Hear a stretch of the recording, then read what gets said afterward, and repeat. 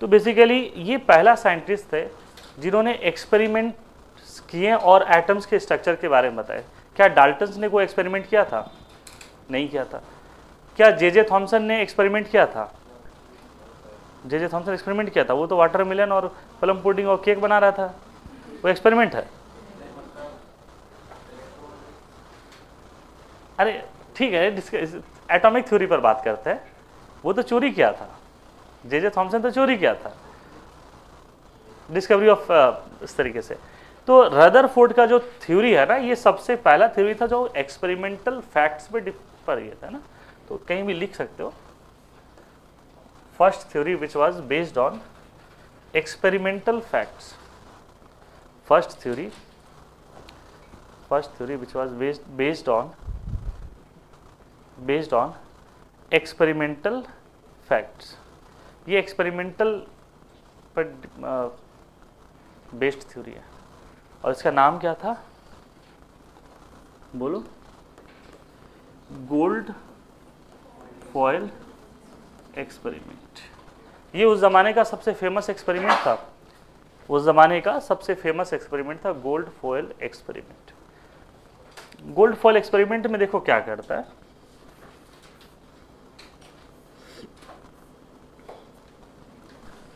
ये इसके अंदर में रेडियो एक्टिव मटेरियल, ये रेडियो एक्टिव मटेरियल क्या करता है, वो alpha emission, beta emission, gamma emission करते हैं।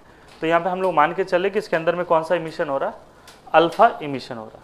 अल्फा इमिशन होगा तो ये न्यूक्लियर फिजिक्स या न्यूक्लियर केमिस्ट्री में मिलेगा आपको, ऑल दो टॉपिक में नहीं है लेकिन हम पढ़ाते हैं इसको।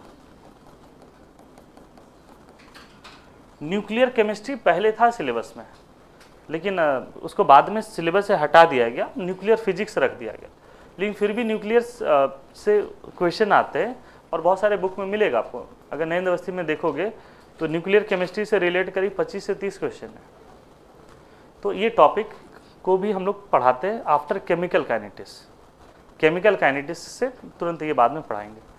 तो यहाँ पर क्या होता है कि रेडियो एक्टिव मटेरियल है और ये क्या करता है, इमिशन होता है, एनर्जी रिलीज होता है। ये मान लो इस तरीके का रे के फॉर्म में है। तो वो इसको क्या कर रहा कि इस तरीके से एक थिन गोल्ड फॉयल ले लिया जिसका 10⁻⁴ सेंटीमीटर, ये क्या है, गोल्ड का फॉयल है, और ये रे को इससे पास कराया जा रहा है। ये बेसिकली अगर एटम इसको फॉर्म करे तो ये क्या दिख रहा है आपको, एक ये छोटे छोटे पतले से एटम्स इसके, गोल्ड का क्या है, ये एटम्स है। ये एक्सपेरिमेंटल चीज़ है, यहाँ से स्टार्ट होता है। तो यहाँ पर हम लोग सबसे पहला ही वर्ड यूज करते हैं वाई गोल्ड। क्या ये बप्पी लहरी था? हाँ, वाई गोल्ड। इसने गोल्ड ही क्यों यूज किया? मोस्ट वैल्यूएबल है। हाँ, तो एक पॉइंट लिखना है इसमें, लिखो लिखना है ना। फर्स्ट पॉइंट लिखना, गोल्ड क्या होता है, हाईली मेलिएबल होता है। वर्ड लिखो हाईली मेलिएबल, मतलब ये थिन शीट में कन्वर्ट किया जा सकता है। बहुत थिन शीट में कन्वर्ट होते हैं गोल्ड मेडिसिन में भी यूज होते हैं, मेडिसिनल में भी आते हैं, है ना। गोल्ड, सिल्वर, सोना चांदी, च्यवनप्राश, उसका एक एग्जांपल है। पुराने जितने भी रईस लोग हैं, राजा महाराजा लोग हैं, ये लोग थे ना, वो गोल्ड के बर्तन में खाना बनवाते थे और गोल्ड के उसके न्यूट्रिएंट्स वहाँ पर बनते थे उन सब के। तो ये सोना चांदी इस तरीके से। सेकेंड पॉइंट क्या होगा, गोल्ड एक इनर्ट और नॉन रिएक्टिव चीज़ें हैं। अगर मान लो कोई रिएक्टिव चीज़ें लेते और इतने तरीके का हाई बीम अल्फा इमिशन करते तो उसके साथ में हो सकता है कि रिएक्ट कर जाता। तो लिखना, सेकेंड पॉइंट लिखना, गोल्ड इज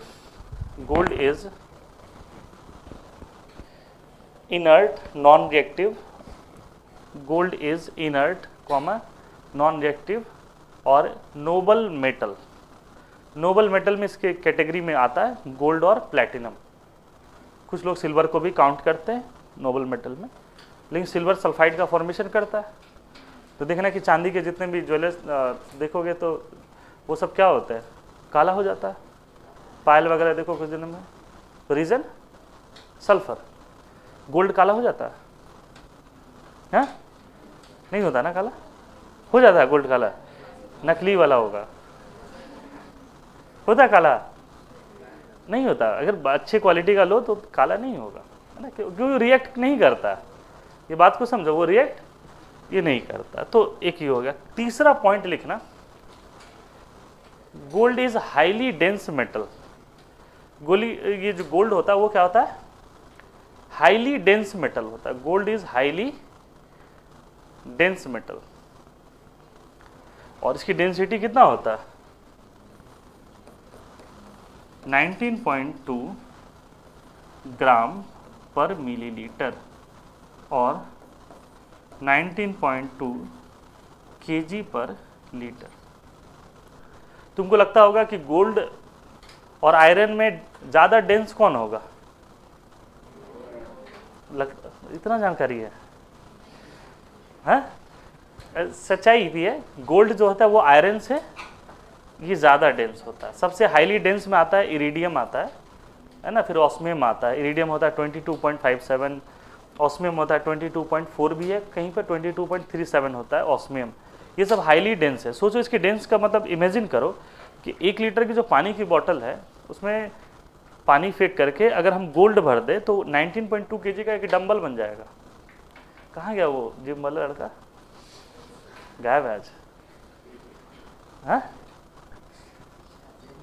जिम गया ना, ठीक है। तो कल देखे ना बाल भी जॉन सीना टाइप का कटा के आया था। तो देखो यहाँ पर ये हाईली डेंस मेटल है। गोल्ड क्या होता है, एक हाईली डेंस मेटल। जब पढ़ाते हैं तो बच्चों को याद दिलाने के लिए भी कहते भी, समझाते भी है कि चोर को 1 बाल्टी सोना दे दो तो लेके नहीं भाग सकता। तो बच्चा सबसे पहले सोचता है अरे सर क्या बोल रहे उल्टा पुल्टा। 1 बाल्टी मतलब एवरेज 10 लीटर मान के चलो, 10 लीटर से बड़ा ही होता, और 10 लीटर में कितना आ जाएगा 192 केजी। तो ये जो ओलंपिक वगैरह में पावर लिफ्टर वगैरह भी होते हैं वो 160-70 केजी उठा करके वहीं पटक देते हैं, और 190 केजी का वो तो पावर लिफ्टर है, पूरी जिंदगी उसी में लगा दिया। चोर तो नॉर्मली पतला दुबला होता है ना, मोटा चोर नहीं देखे होगे, हाँ। तो इसलिए कहते हैं कि ये सब, इसलिए देखना कि जब भी हम कोई मूवी वगैरह देखते हैं तो हम जिसमें गोल्ड की स्मगलिंग होती है, जैसे प्लेयर्स है, वंस अपॉन टाइम मुंबई है, डॉन है, तो देखते तो हमको हंसी आता है। क्यों? क्योंकि कार्टून में लेकर के गोल्ड लेकर स्मगलिंग जो होती है लेकर के दौड़ता है, और वो जो कार्टून है वो एटलीस्ट 20 लीटर का जो वॉल्यूम दिखाई दे रहा है वो 20 लीटर का दिखाई दे रहा है, और 20 लीटर का मतलब हो गया मैम 380 केजी से ऊपर। 380 केजी मतलब एक नॉर्मल इंसान तो नहीं ले घूम सकता है उसको, और लेकर के दौड़ता है। इसलिए देखे ना, कभी इसमें देखना कि इसमें भी बहुत सारी वीडियोस है यूट्यूब में या रील्स में थी, दुबई वगैरह के मॉल वगैरह में वो ग्लास का एक रहता है, उसके अंदर हाथ डाल करके सोने के बिस्किट निकालना रहता है, देखे हो ना, और मैक्सिमम आदमी नहीं निकाल पाता। रीजन, गोल्ड हाईली डेंस है। गोल्ड क्या है, हाईली डेंस है। तो इसमें एक ऐसा डेंस मेटल भी चाहिए था कि अल्फा पार्टिकल से ठीक ठाक रिएक्ट कर पाए। अगर ये बहुत हल्का होता तो क्या होता, ये उड़ जाता वहां से। बात समझ में आ रहा? तो ये क्या है, एक्सपेरिमेंट है। ये लिख लियो इसको, है ना, लिख लियो सभी इसको। इसके बाद में लिखना ऑब्जर्वेशन। ये एक्सपेरिमेंट किया, उसके बाद क्या ऑब्जर्वेशन आएगा, फिर कंक्लूजन क्या होंगे, उसी तरीके से रदरफोर्ड थ्योरी को पढ़ना होगा।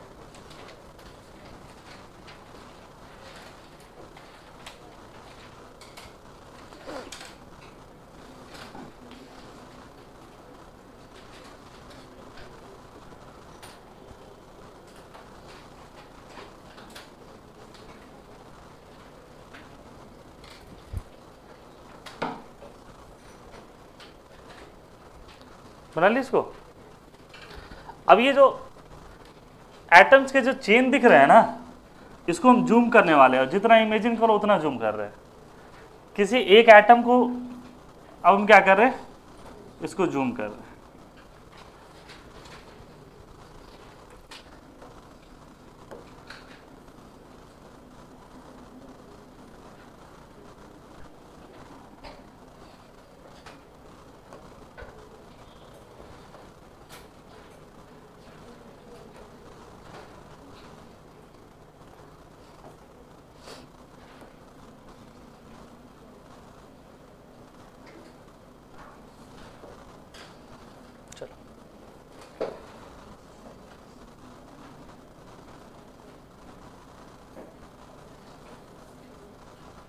ये इसको यहाँ पर बना दे रहे।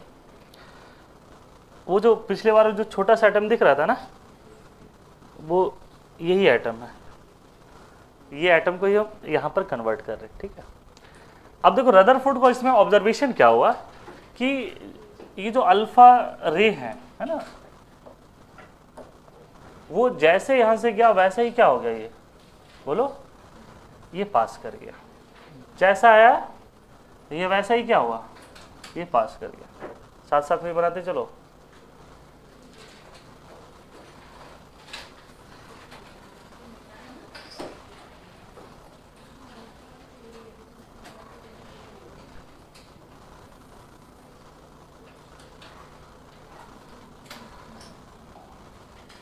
इसके लिए स्किल की जरूरत नहीं है ना।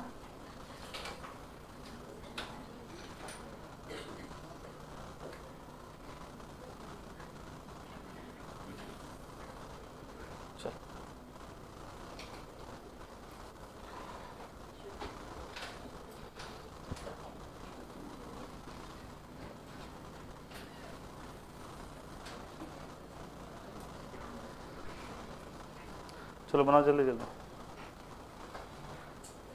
बना लिए।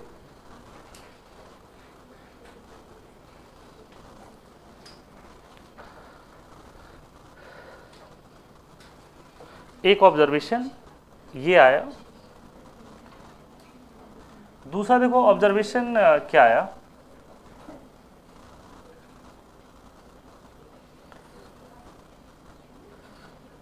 ये इसके पास आया और ये क्या हो गया, बोलो, ये डेविएट हो गया। ये इसके पास आया और वो डेविएट कर गया। और जो जितना पास आया, बोलो, उतना डेविएट हुआ, है ना। जो जितना पास में आया उतना डेविएट हुआ।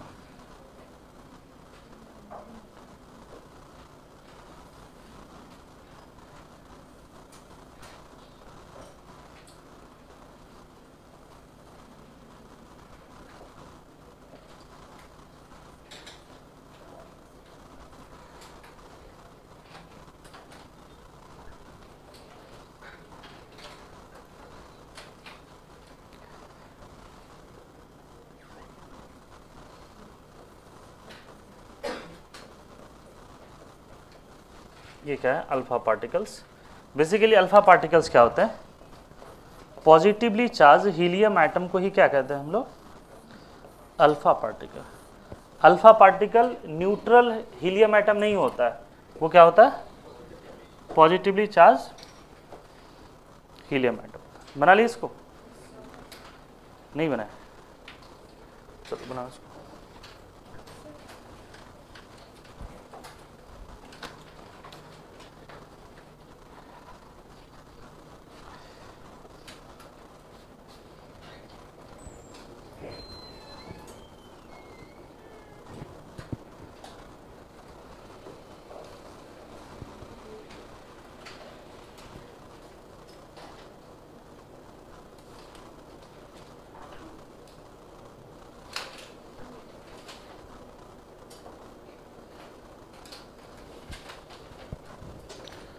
ये जो व्हाइट लाइन है वो क्या हो रहा, पास कर जा रहा। क्यों पास कर जा रहा,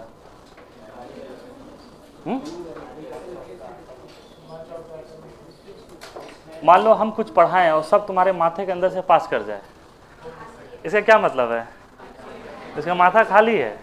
नहीं, भूसा भरा रहेगा तो रुक लेगा, माथा क्या है, खाली है। ऐसे भी आपको पता होगा कि ब्रेन में 90% वाटर ही होता है। कितना होता है, नहीं ब्रेन में, बॉडी में 70 होता है। देखो बायोलॉजी नहीं पढ़े थोड़ी मजाक उड़ा दोगे, ब्रेन में 90% वाटर होता है। इसलिए लोग ब्रेन को बचा कर रखते हैं। थोड़ा सा हल्का सा भी झटका उटका लग जाए ना, जरूरी नहीं है कि वो पूरा सिस्टम ही हिल जाता है पूरा। इसलिए पढ़ोगे। अभी मेरे एक स्टूडेंट को पहली बार उसको ब्रेन मिला तो फोटो खींच करके अपलोड किया हुआ था फेसबुक में और भेजा भी कि सर पहली बार हमको ब्रेन छूने को मिला। किसी का होगा, मेडिकल कॉलेज में तो मिलते ही ये सब चीज़ें। हाँ क्या बोले, क्या बोले, क्या हुआ, उससे पर कोई फर्क नहीं पड़ता है, इन सब चीज़ों से ऊपर आ गया है, इन सब चीज़ों से ऊपर आ गया ये ऐसी चीज़ें। अब ये ब्रेन देख ले ये सब चीज़ें। चलो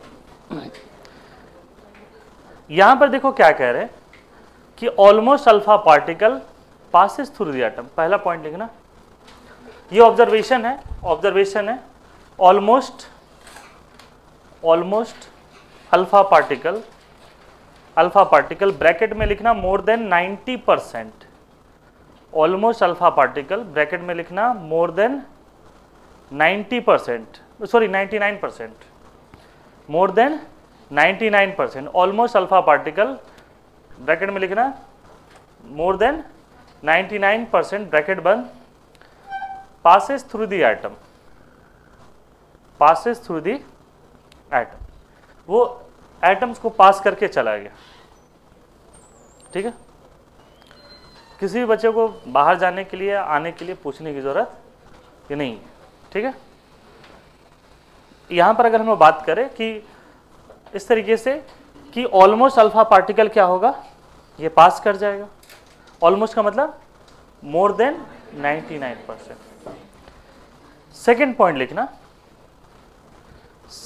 लिखना, few alpha particles ब्रैकेट में लिखना less than 1%, few alpha particles bracket में लिखना less than 1% deviated from their path,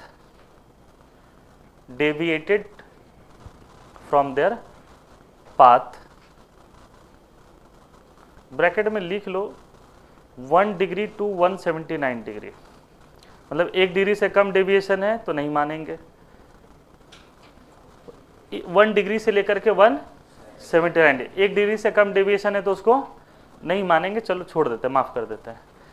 179 degree से है तो उसको भी माफ़ कर देंगे। ये एग्जैक्ट पॉइंट है रदरफोर्ड का, ऑल दो बुक वगैरह में नहीं लिखता, हम लोग कभी लिखाते हैं, कभी मन होता नहीं लिखाते। ठीक है, तो यहाँ पे क्या कह रहे हैं कि ये डेविएट हो रहा है, और जो जितना पास गया उतना डेविएट हुआ, जो जितना पास जाएगा उतना क्या होगा, उतना डेविएट होगा। ठीक है, तो लिखना alpha particles nearer to centre of the atom will get more deviation,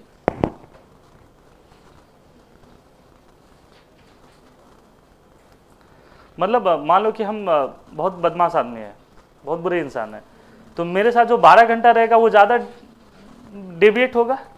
कुछ ऐसे आदमी है जो मेरे साथ 4 घंटा रहेगा, वो थोड़ा क्या होगा, कम डेविएट। कोई ऐसा आदमी है जो वीक में एक बार मिलेगा, वो क्या होगा, डेविएट। स्कूल में देखे होंगे कि जो बदमाश बच्चा है तो उसका एक सबसे फास्ट फ्रेंड होगा, वो भी सबसे ज़्यादा डेविएटेड होगा, फिर एक होगा सेकंड फास्ट फ्रेंड होगा, वो से थोड़ा कम डेविएटेड होगा। तो ये लेकिन डेविएशन होता है, ये वही कह रहे हैं कि जो जितना पास में आएगा उतना क्या होगा, उतना वो डेविएट करेगा। ये थोड़ा सा दूर से है तो ये कम डेविएट हुआ। ये चीज़ें क्लियर है, तो इसी को हम कह रहे हैं कि डेविएशन है। ये सिर्फ ऑब्जर्वेशन है, रीजन हम नहीं देख रहे हैं। थर्ड पॉइंट लिखना very few alpha particles, third लिखना very few alpha particles, bracket में लिखना 1 out of 20,000, very few alpha particles 1 out of 20,000, bracket बंद करना और लिखना रिटर्न बैक, लिखना return back from the nucleus of atom, return back from nucleus of atom. ये किसका ऑब्जर्वेशन था, रदरफोर्ड का। अब जैसा जैसा ऑब्जर्वेशन है वैसा ही वो कंक्लूजन निकालेगा। तो नेक्स्ट पॉइंट लिखना कंक्लूजन। अरे लैब रिकॉर्ड ऐसे ही बनाए होंगे ना प्रैक्टिकल्स में, तो ये वैसा ही है।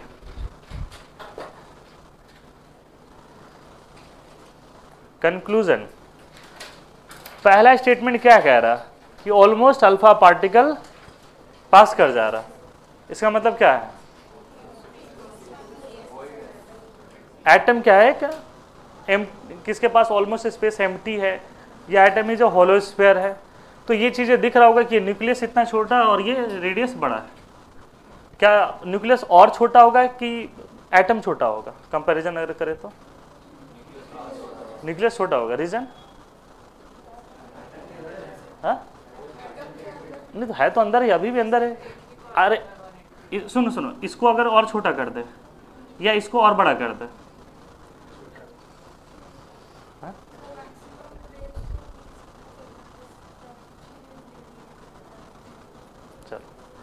देखो इसमें बहुत सारे बच्चों को पता है कि ये पास इसलिए कर गया क्योंकि क्या है, होलो स्फीयर है। उसी चीज़ों के नॉलेज को देखो कैसे बढ़ाते हैं। लिखना कंक्लूजन का पहला point, atom is a hollow sphere, atom is a hollow sphere and it has almost empty space. Almost क्या है, खाली है। इसको देखो इमेजिन कराते हैं, देखो तो फिर धीरे धीरे सब्जेक्ट में इंटरेस्ट आएगा, है ना, टॉपिक को और वो एक्चुअल फैक्ट के साथ में। जब यहाँ पर हम लोग कंपेयर करें, तुम बताना यहाँ पर कि रेडियस ऑफ न्यूक्लियस कितना होता है, बोलो। -15 मीटर, जिसको हम लोग क्या कहते हैं, 1 फर्मी। रेडियस ऑफ एटम जो है वो अप्रोक्सीमेट कितना होता है, 10⁻10 मीटर। ये किस में लेते हैं हम लोग, एंगस्ट्रॉम में। देख लेना कि हाइड्रोजन का 0.53 एंगस्ट्रॉम होता है, ये ऑलमोस्ट सब इसी के आसपास ही रहते हैं, एंगस्ट्रॉम के आसपास ही रहते हैं। तो इन दोनों में क्या रिलेशन है, रेडियस ऑफ एटम जो है और रेडियस ऑफ न्यूक्लियस में क्या रिलेशन है, कौन बड़ा है, कितना बड़ा है, 10⁵ टाइम्स। सोचो कि न्यूक्लियस और एटम में कितना डिफरेंस है ना।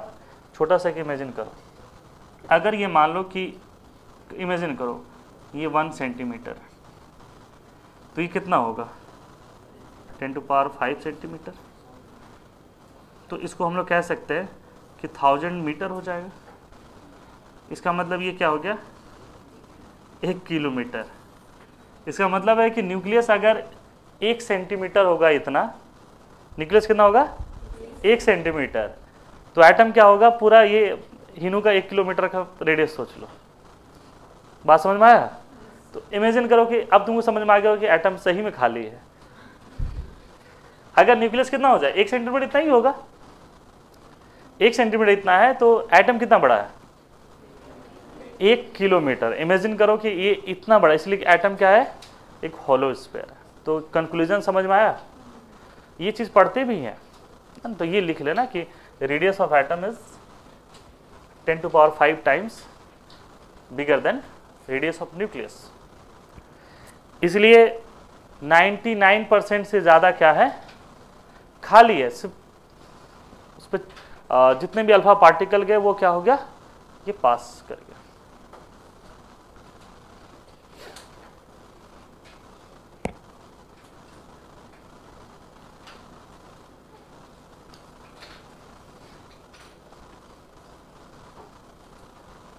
लिख लिया इसको। अब देखो क्या है, सेकेंड ऑब्जर्वेशन हमको क्या मिला था कि कुछ डेविएट हो जा रहे थे पाथ से, और न्यूक्लियस के जितना ज़्यादा पास जा रहे थे उतना डेविएट हो रहा था। तो हम लोग यहाँ पर जो पार्टिकल भेज रहे थे वो क्या था, alpha particle, that is positively charge helium atom. और कभी भी रिपल्सन कहाँ होता है, लाइक चार्जेस में। लाइक चार्जेस में कभी एक काम देखना करना कि दो मैग्नेट को, सेम पोल को, मैग्नेट को लेना और ये लेकर के आना। जब हम लोग छोटे थे ना तो टेप रिकॉर्डर, वॉकमैन, इन सब का स्पीकर जब खराब हो जाता था खोल लेते थे उसका मैग्नेट निकालने के लिए, और खूब खेलते थे। हम अपनी बात कर रहे हैं, तुम लोग के टाइम तो टेप रिकॉर्डर ये सब कम हो गया होगा। अच्छा, तो टेप रिकॉर्डर वगैरह में या इस तरीके से रहता था, तो हम लोग उसके मैग्नेट को निकाल करके, और मैग्नेट को मतलब अट्रैक्शन में जितना मजा नहीं आता था उतना रिपल्सन में मजा आता था। तो दो सेम मैग्नेट को लेकर के पास लेकर के आते थे, दोनों के बीच में मैग्नेटिक फील्ड होता था, जनरेट ऑफिस जब जितना पास लेने आया वो ये भाग जाता था उधर। तो बेसिकली ऐसा क्यों हो रहा है, क्योंकि इनके ऊपर कैसा चार्ज है, पॉजिटिव, यहाँ भी क्या है, पॉजिटिव। ये इसके पास आया तो क्या हो गया, डेविएट हो गया। वही कह रहे हैं कि जो जितना पास आएगा उतना डेविएट हो गया। तो इसका मतलब, और ये ऐसा डेविएशन यहाँ पर नहीं हुआ, ऐसा डेविएशन इस साइड नहीं हुआ, तो डेविएशन जो है सिर्फ सेंटर पर हो रहा है। इसका मतलब रदरफोर्ड को ये समझ में आया कि सारा का सारा पॉजिटिव चार्ज कहाँ पर है, सेंटर पर है, that is nucleus of atom. समझ में आया सेकंड कंक्लूजन। तो लिखना almost positive charge, almost positive charge of the atom, almost positive charge of the atom is present in the nucleus of atom, in the nucleus of atom, लिखना, because it is deviated, it is because they deviate, ये deviate थोड़ी हो रहा था, deviate कौन हो रहा था, अल्फा पार्टिकल ना, इसलिए because they deviate alpha particle which is alpha particle which is positive ion, which is a positive ion. अगर ये निगेटिव होता तो ये इधर गया, इसे इसके पास आ जाता, लेकिन ऐसा तो नहीं हो रहा, ये इसके पास आ रहा, उतना भाग रहा, उतना ही दूर क्या हो रहा, ये भाग रहा। क्या ये चीजें क्लियर है। थर्ड क्या था, वापस आ गया, वापस क्यों आया, हाँ, रिपल्सन क्राइटेरिया कह सकते हो, लेकिन उसका रीजन नहीं है। क्या हुआ कि ऑलमोस्ट जो मास है वो कहाँ मौजूद है, सेंटर पर, और इसका वॉल्यूम नेग्लिजिबल है, देख लो नेग्लिजिबल है, मतलब इस एटम का सारा मास कहाँ पर है, न्यूक्लियस में, और वॉल्यूम इसका नेग्लिजिबल है। इसका मतलब है कि ये बहुत ही हाईली डेंस मटेरियल होता है। न्यूक्लियस क्या है, हाईली डेंस है, और हाईली डेंस मटेरियल से जब कोई चीज़ टकराएगा तो वो क्या होगा, रिटर्न बैक आएगा, बाउंस बैक होगा। देना WWE वगैरह में जब बिग शो को अगर रे मिस्टीरियो टाइप का अगर मारे धक्का तो क्या होगा, बाउंस बैक आएगा। क्या आएगा, बाउंस बैक आएगा। तो ये इसलिए क्योंकि यहाँ पर सामने में क्या है, हाईली डेंस है ना, या हेवी कह सकते हो पार्टिकल। तो थर्ड पॉइंट लिखना, nucleus is a highly dense material, nucleus is a highly dense material, reason bracket में लिख लो, ऑलमोस्ट मास इसी में है ना, लिखना, इट कंटेन्स ऑलमोस्ट मास, और क्या हो जाएगा, हैव मिनिमम वॉल्यूम क्या होता है इसका, मिनिमम होता है। तुम सोचो कि इसकी मास और इसमें जब कंपेयर करोगे ना, क्योंकि ये तो रेडियस है न्यूक्लियस का, और तुम स्पेरिकल है तो क्या हो जाएगा, 4/3 πr³ हो जाएगा। तो ये 10⁻⁻45 में चला जाएगा, और एक एटम का मास कम से कम AMU तो लोगे, एक AMU कितना हो जाएगा, 10⁻24, तो 24 ऊपर में है, -45 ऊपर में, सीधे 10⁻21। और इमेजिन करो इसका डेंस कितना होता है।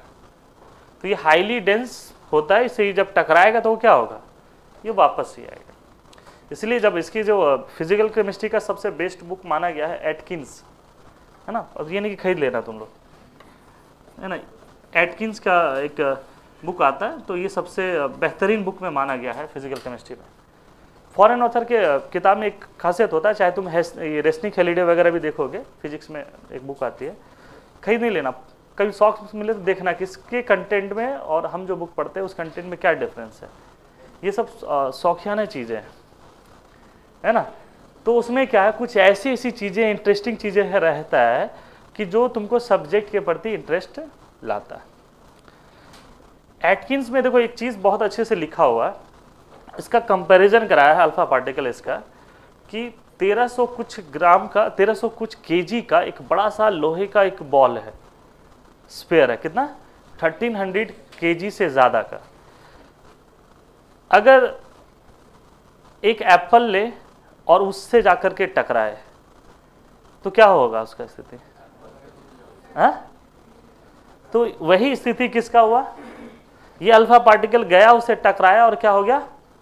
वापस आया। तो मान लो 1300 केजी का एक है, उससे एक एप्पल को टकराए तो वो क्या होगा? बाउंस बैक ही आएगा, एक तरीके से कह दो, या उसका चिथड़ उड़ जाएगा। तो यहाँ पर भी कुछ वैसे ही तरीके हैं। इसका मतलब है कि ये उसके एप्पल के कंपैरिजन में 1300 केजी क्या हो गया? बहुत हेवी हो गया। उसको हम समझाएंगे भी 1300 केजी क्यों यूज किए, 1300 केजी क्यों यूज किया, उसके बारे में कंपेयर करेंगे। तो यहाँ पर ये जब इससे गया तो टकराया, तो हाईली डेंस मटेरियल है, तो ये क्या हो जाएगा? सही है, ये वापस आ जाएगा। तो तीनों ऑब्जर्वेशन, तीनों कंक्लूजन समझ में आया सभी बच्चों को? इलेक्ट्रॉन का क्या हुआ? इलेक्ट्रॉन का तुमको चर्चा ही नहीं किया। इलेक्ट्रॉन कहाँ गया? इलेक्ट्रॉन को धक्का मारा तो कहाँ गया? डिबेट हुआ तो कहाँ गया? इलेक्ट्रॉन कहाँ गया? क्या नींद आ रहा है तुमको? हाँ, सब चला दो, क्या जाओ।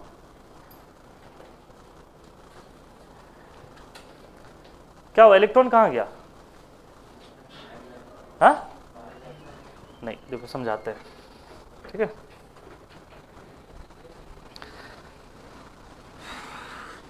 इलेक्ट्रॉन का मास कितना होता है? 9.1, ठीक है। और अगर हम बात करते हैं हीलियम का, तो इसका मास क्या होता है? एक एटम का 4 AMU, मतलब ये, और 1 AMU कितना होता है? Mass of electron. 1 AMU कितना होता है? 1840, कुछ बुक में 1838 भी लिखा हुआ है ना, तो अब उतने नहीं करना है उस पर, तो ये होगा।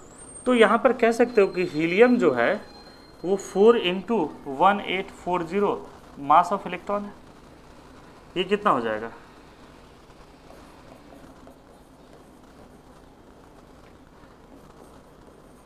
मतलब जो अल्फा पार्टिकल है वो इलेक्ट्रॉन से कितना टाइम्स हेवियर है?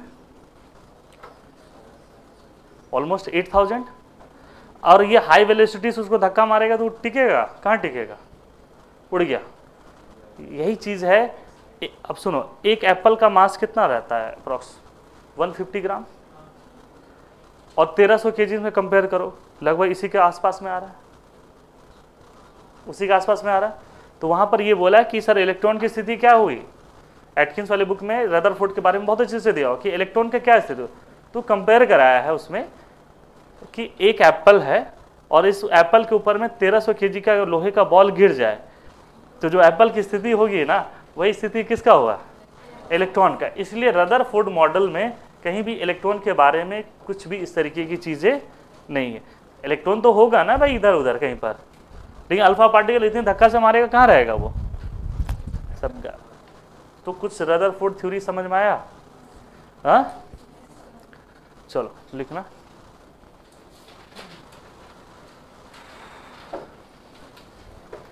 According to Rutherford,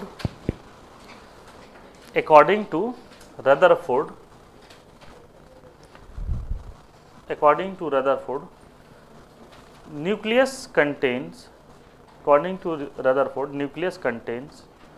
proton and neutrons. Nucleus contains protons and neutrons, which is collectively known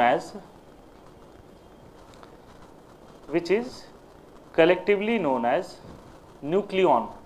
nucleon क्या होता है?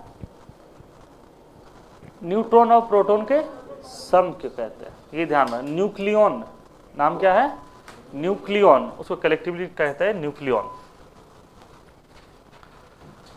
उसी में कंटिन्यूटी में लिखना कि electrons are revolving around the nucleus,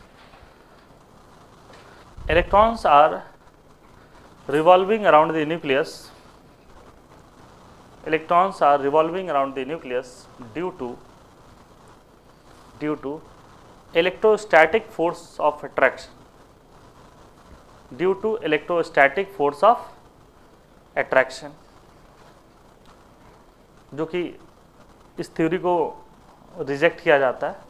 अभी तक सब ठीक था, जो बाद में जो हम लिखाने लगे हैं ना, कंक्लूजन के बाद जो लिखा रहे हैं, वो रदरफोर्ड की थ्योरी उसको रिजेक्ट कर दिया है ना। रदरफोर्ड की थ्योरी जब पढ़ते हैं तो बहुत लगता है कि अरे रदरफोर्ड बहुत नॉलेजेबल आदमी था, इसको इज्जत करनी चाहिए। देखिए नील बोर आएगा, इसको उड़ा देगा, बोले कुछ नहीं है उसमें, कुछ नहीं है। तो यहाँ पर कह रहे, लास्ट पॉइंट क्या लिखा है, due to electrostatic force of attraction, और इसमें एक और लिखना, it also helps to calculate the nucleus radius of nucleus, it also helps to calculate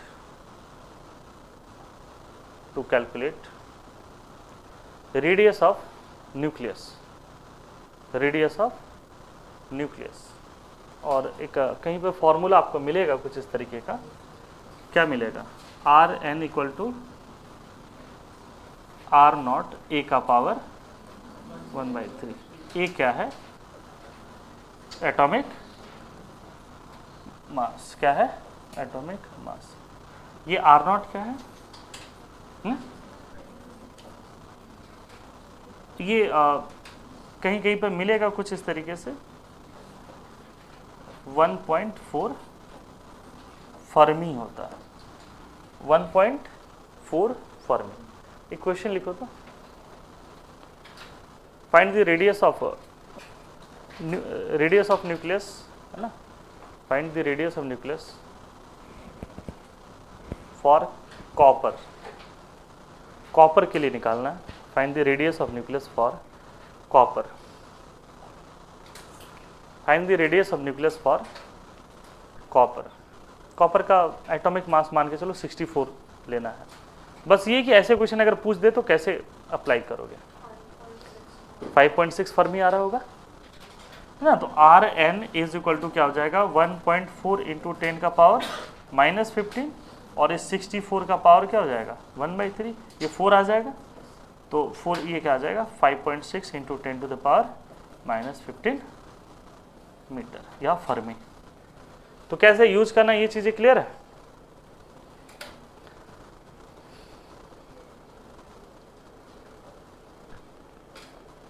इसका लिमिटेशन अभी नहीं पढ़ेंगे, बात समझ में आ रहा। इसका लिमिटेशन कब पढ़ेंगे, जब बोर्स एटॉमिक मॉडल स्टार्ट होगा। जैसे ड्रॉबैक या लिमिटेशन ऑफ इंदिरा गांधी जवाहरलाल नेहरू कब सुन रहे हो, अभी ना सुन रहे हो, जब मोदी जी आए हैं 10 साल 20 साल बाद फिर सुनोगे ड्रॉबैक्स ऑफ मोदी। तो ये चीज़ें अभी नहीं आएगा, कुछ समय के बाद होगा, तब तो कोई ना कोई क्या करेगा, राइज करेगा। बात सुन रहा ना, तो यहीं से इस थ्योरी को रिजेक्ट करेगा और फिर किसका राइज होगा, नील बोर का। ठीक है, नेक्स्ट टॉपिक पर आए, यस और नो।